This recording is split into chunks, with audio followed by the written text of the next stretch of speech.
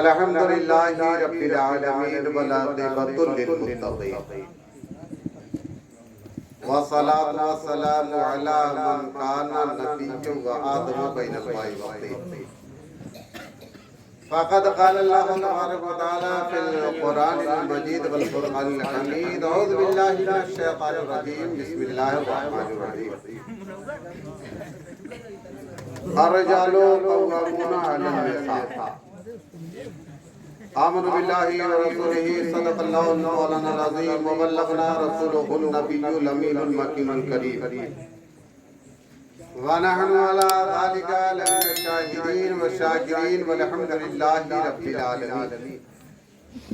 بعد توحید کے متوالو، شمع رسالت کے پروانو، اولیاء امت کے جانثارو، غوث اعظم کے چاہینے والو، خواجہ کے طلبگاروں، آئیے ہم اور آپ سب سے پہلے اس آقائے نامدار مدینے کے تاجدار، دونوں عالم کے مختار، گنبد خضرا کی سنہری جالیوں میں آرام فرمانے والے آقا، لمبے لمبے ہاتھوں سے بھیک دینے والے داتا، بے سہاروں کے سہارا، یتیموں کے سروں پر ہاتھ پھیرنے والا، کل میدان محشر میں اپنی گنہگار امت کی شفاعت کرانے والا، رحمت للعالمین طٰہٰ و یاسین جناب احمد مجتبیٰ محمد مصطفیٰ صلی اللہ تعالیٰ علیہ وسلم کی بارگاہ ناز میں جھوم کر درود پاک کی ڈالیاں نچھاور کریں، پڑھے بآواز بلند درود پاک صلی اللہ علیہ وسلم بالحزاجی والآلہ وآصحابہ وعلی سید سالار مسعود الغازی رضی اللہ ورضوا عنہ۔ ایک مرتبہ حصول برکت کے لیے درود پاک پڑھ لیں۔ اللہم صلی علی سیدنا مولانا محمد جد الحسن والحسین وعلی آل سیدنا مولانا محمد جد الحسن والحسین والی بارک وسلم صلو علیہ صلاۃ و سلام علیہ یا رسول اللہ صلی اللہ تعالی علیہ وسلم۔ استفیل سید سالار مسعود زمان، استفیل سید سالار مسعود زمان، شیر حق شاہ شہیدہ فاتح ہندوستان، فاتح و غالب کنم بر ہر یکے از دشمنا، ہم مراد حال گرداں ہے خدای مہربان، الہی عافیت مسعود گرداں، بحق کاشف اسرار یزداں، گرفتار بلا ہستم پریشانم، مدد مدد مدد کن ابن صاحب شاہی مردان۔ دیکھا تجھے تو دیکھا گیا دیکھنے کے بعد، دیکھا تجھے تو دیکھا گیا دیکھنے کے بعد، کچھ شوق دید اور بڑھا دیکھنے کے بعد، کچھ شوق دید اور بڑھا دیکھنے کے بعد، غوث الورا ہوں مدار جہاں یا خواجہ معین الدین، غوث الورا ہوں مدار جہاں یا خواجہ معین الدین، میں ہر پیر کو مانتا ہوں مگر غازی میاں کے بعد، میں ہر پیر کو مانتا ہوں مگر غازی میاں کے بعد، آدھا نہ کریں شر کہ ہم وفادار علی ہیں، آدھا نہ کریں شر کہ ہم وفادار علی ہیں، چھیڑو گے تو شبیر کے بابا کو بلا دیں گے، ہم ظلم کے دشمن ہیں ظالم سے نہیں ڈرتے، بولو گے تو غازی کی تلوار اٹھا لیں گے اور سونے نہیں دیں گے، غازی تیرے دشمن کو سوئے گا تو روزے کی زنجیر ہلا دیں گے، سوئے گا تو روزے کی زنجیر ہلا دیں گے، آدھا نہ کرے شر کہ ہم وفادار علی ہیں، چھیڑو گے تو شبیر کے بابا کو بلا دیں گے۔ اگر مسعود میرا ہند میں پیدا نہیں ہوتا، اگر سالار میرا ہند میں پیدا نہیں ہوتا تو پورے ملک میں اسلام کا چرچا نہیں ہوتا، اگر سالار میرا ہند میں پیدا نہیں ہوتا تو پورے ملک میں اسلام کا چرچا نہیں ہوتا، اور خدا نے رکھی ہے شفا، خدا نے رکھی ہے شفا وہاں کے سادہ پانی میں، خدا نے رکھی ہے شفا وہاں کے سادہ پانی میں۔ کوئی کیسے کہے کوڑھی وہاں اچھا نہیں ہوتا، سبحان اللہ، کوئی کیسے کہے کوڑھی وہاں اچھا نہیں ہوتا۔ وہ ہندوستان کے ولیوں میں اعلیٰ اور افضل ہے، وہ ہندوستان کے ولیوں میں اعلیٰ اور افضل ہیں، مگر افسوس جلسوں میں کبھی چرچا نہیں، مگر افسوس جلسوں میں آئے باراتی جائے بن دعوت نامہ کے لوگ ولیمہ لنگر عام کھانے کے لیے پہنچ جائیں، یہ کس کی شان ہے؟ یہ سید سالار کی شان ہے۔ تو 14 مئی کو میرے سرکار سید سالار مسعود غازی مولا شہنشاہ تاجدار بہرائچ کی بارات ہے، اور الحمدللہ بفضل کا مولا سید سالار مسعود غازی جو لوگ چاہتے ہیں مانتے ہیں کسی طریقے سے مولا غازی شہنشاہ کی بارگاہ میں ضرور پہنچتے ہیں۔ تو بہرحال یہ شادی خانہ آبادی کا گھر ہے۔ میں نے قرآن مقدس کی ایک بہت مشہور آیت مبارکہ پڑھی ہے۔ اللہ رب کعبہ قرآن مقدس میں ارشاد فرماتا ہے الرجال قوامون علی النساء، الرجال قوامون علی النساء، مرد حاکم ہے عورت پر، مرد حاکم ہے عورت پر۔ آقا صلی اللہ علیہ وسلم فرماتے ہیں النکاح من سنتی فمن رغب عن سنتی فلیس منی، نکاح کرو، نکاح کرنا میری سنت ہے، اور جس نے نکاح کر لیا اس نے آدھے دین کو قبول کیا۔ نکاح وہ سنت مبارکہ، لیکن پیارے برا مت بچی کے ساتھ، یتیم بچی کے ساتھ رشتہ کرو، علم دیکھ کے کرو، قرآن پڑھی ہو، قرآن مقدس پر عمل کرتی ہو، خاتون جنت کے نقش قدم پر چلتی ہو، تو قسم خدا کی تمہاری پیڑھیاں سنبھل جائیں۔ وہ بچے جو پیدا ہوں گے عالم دین حافظ قرآن پیدا ہوگا، لیکن آج ہمارا مزاج کیا ہے، آپ کی سوچ کیا ہے؟ غریبوں میں شادی کریں گے، سر بلندی ہوگی، لیکن یہ دولت کتنے دن کی ہے، یہ جاہو حشم کتنے دن کا ہے؟ ارے مٹ گئے بڑے بڑے، تو ہمارا آپ کا وجود کیا ہے؟ اللہ رب کعبہ نے قرآن مقدس میں ارشاد فرمایا الرجال قوامون علی النساء، مرد حاکم ہے عورت پر۔ اور آج انسان شادیاں کر لیتا ہے، نکاح کر لیتا ہے، گھر میں بچی لاتے ہیں، کچھ دن تک معاملات ٹھیک ہوتے ہیں، 1 سال تک معاملات ٹھیک چلے، 1.5 سال تک معاملات ٹھیک چلے، اگر کہیں سے اوپر نیچا اونچا نیچا ہو گیا تو گھر کے افراد یہ کہنے لگتے ہیں، ایک باپ اپنے بیٹے سے کہتا ہے، ایک ماں اپنے بیٹے سے کہتی ہے، ایک بہن اپنے بھائی سے کہتی ہے، ایک بھائی اپنے بھائی سے کہتا ہے کہ آپ کی بیوی کے کرتوت صحیح نہیں ہے، آپ کی بیوی کے زبان کی بولی اچھی نہیں ہے۔ آخر کیوں شادی سے پہلے جب تم نے 1 سال تک اس بچی سے بات کیا تو کوئی کمی نہ پائی، آج تمہارے گھر کے اندر رہنے کے لیے آ گئی، ساری برائیاں پیدا ہو گئی۔ ذرا سوچو تو مسلمانوں، آج ہماری آپ کی سوچ ہے، ہم اپنی بیٹی کی شادی کر دیتے ہیں، جس داماد کے ہاتھ میں اپنی بیٹی کے ہاتھ کو دیتے ہیں، اگر وہی داماد میری بیٹی کو اپنے ساتھ لے کر کے ایک برتن میں کھانا کھلائے تو بہت خوش ہوتے ہیں۔ میری بیٹی سے میرا داماد بہت پیار کرتا ہے، میری بیٹی کو میرا داماد بہت چاہتا ہے، میری بیٹی سے میرا داماد بے پناہ پیار چاہتا ہے۔ مگر سوچو تو صحیح، آمین ہے، اگر ہم بیوی کے ساتھ بیٹھ کے کھانے کے لیے ایک برتن میں ایک ساتھ کھانا شروع کر دیا تو سب سے پہلے ماں بول پڑتی ہے کہ میرا بیٹا بیوی کا غلام ہو گیا، باپ نے دیکھا کہا بیٹا بیوی کا غلام ہو گیا ہے، بہن نے دیکھا کہا بھائی بھابھی کا غلام ہو گیا ہے، بھائی نے دیکھا آخر وجہ کیوں؟ داماد کھائے تو خوش ہو جائے، بیٹا کھائے تو ناراضگی کیسی؟ اگر بیٹا بہو ایک ساتھ کھانا کھا رہے ہیں تو سنت رسول ادا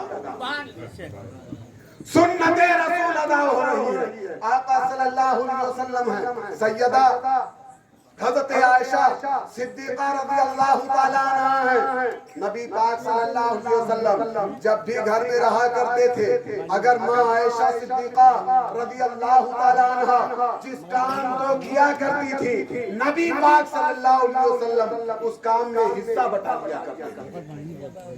نبی پاک صلی اللہ علیہ وسلم اس کام کو مکمل کرا دیا کرتے تھے۔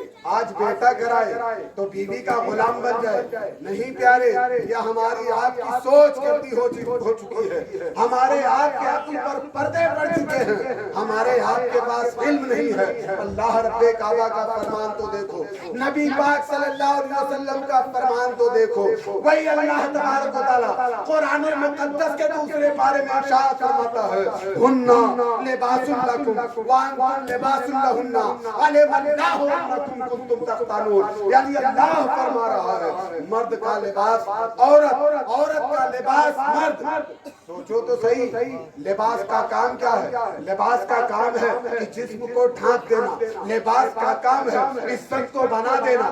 اللہ تبارک و تعالیٰ فرماتا ہے اگر ایک شوہر نے اپنے بیوی کی برائی کی، اللہ رب کعبہ فرماتا ہے اس شوہر نے اپنے بیوی کی برائی نہیں کی، خود اپنی بے عزتی کر ڈالا۔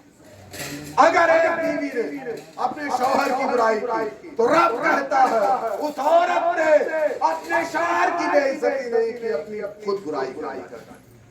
یہ قرآن کا فرمان ہے۔ آج سوچو تو صحیح، ہم کتنا عمل کر رہے ہیں، ہم کتنا دیکھ رہے ہیں، ہم کتنا کر رہے ہیں۔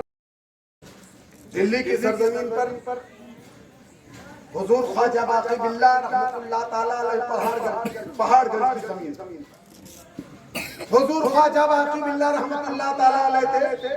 آپ کا ایک مرید تھا، بار بار سرکار کے پاس آتا تھا، بڑی خدمت گزاری کرتا تھا، بے پناہ پیار کرتا تھا۔ اس کی شادی کے دن آئے، جب اس مرید کی شادی لگی تو جس بچی کے ساتھ لگی وہ بچی حافظ قرآن، وہ بچی حافظ قرآن تھی۔ حضور خواجہ باقی باللہ رحمت اللہ علیہ کے مرید کا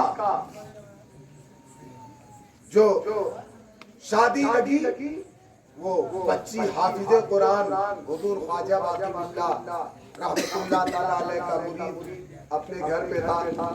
وہ دن آئے، عقد مسنون ہوا، شادی ہو گئی۔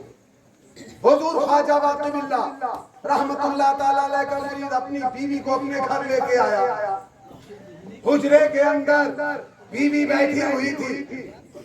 جب رات کے کچھ حصے پہر بیتے، جب وہ آپ کا مرید بیوی کے کمرے میں داخل ہوا، کہا السلام علیکم، بیوی نے جواب دیا وعلیکم السلام، کاش آپ بھی حافظ قرآن ہوتے۔ اتنا سننا تھا، وہ پہلے کے مرد قلندر تھے، اپنے قدم کو باہر نہیں، بیوی کے چہرے سے گھونگھٹ کو ہٹا کر کے چہرہ تک نہیں دیکھا، قدم واپس لے لیا۔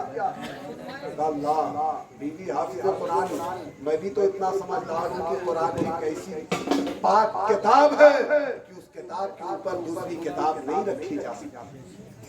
قدم واپس لیا، کہا جب تک ہم حافظ قرآن نہیں بن جائیں گے بیوی کے چہرے کو نہیں دیکھیں گے۔ چلے رات کو، صبح ہو گئی، ایک مسجد میں پہنچے، اذان ہو رہی تھی، نماز پڑھے اور مدرسے کی جانب چلے۔